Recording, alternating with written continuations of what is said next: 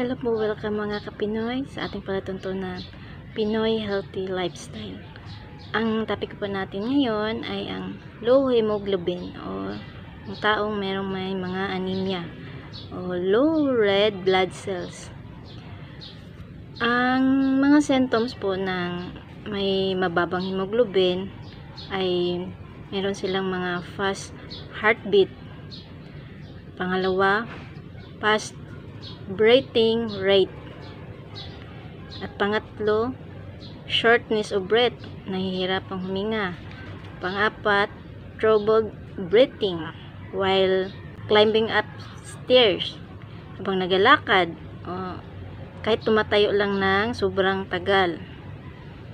Yung iba din, mga kaka-experience ng dizziness, parang nahihilo ka, lumulutang. Then, chest pain, nahihirapang huminga. At pang-pito, swelling in hands or feet. Pang-walo, pale skin color, namumutla. Pang-siyam, extreme tiredness, talagang napapagod or kahit higa lang, parang ayaw din bumangon kasi parang wala siyang lakas. Ang low hemoglobin po ay from mild to life-threatening. Nakadepende po kung gaano na kababa ang inyong hemoglobin level.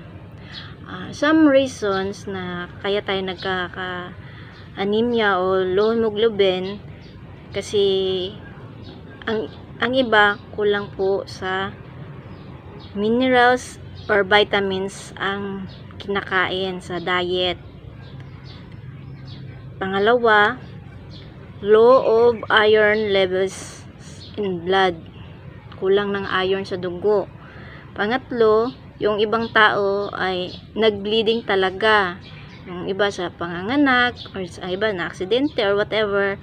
Ang dahilan, basta nag-bleeding. Or yung iba din, may cancer sila or may tumor or yung iba talaga may autoimmune disease. Bumababa talaga yung hemoglobin.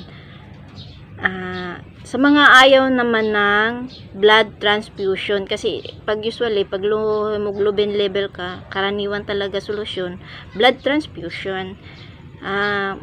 Sa iba na ayaw magpa-transfuse kasi hindi naman po talaga halos 100% na i-strain yung blood impurities sa dugo. Kaya lalo na, 'di ba? For example, sa mga kukuhanan ng dugo, tinatanong talaga kung may sakit ka ba.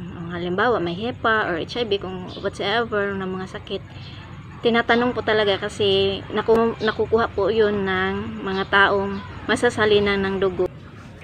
Pangalawa, yung mga prescribed medicine. For example, yung mga vitamins.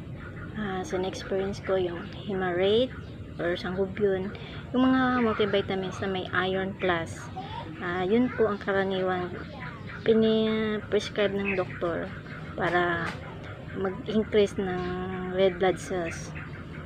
Subalit ito, kapag long term na ang gamit mo, nakaka-experience ka ng nervous. So, kung ayaw mo nito, meron akong ituturo natural home remedies na kayo na po mismo ang gagawa nito sa inyong tahanan.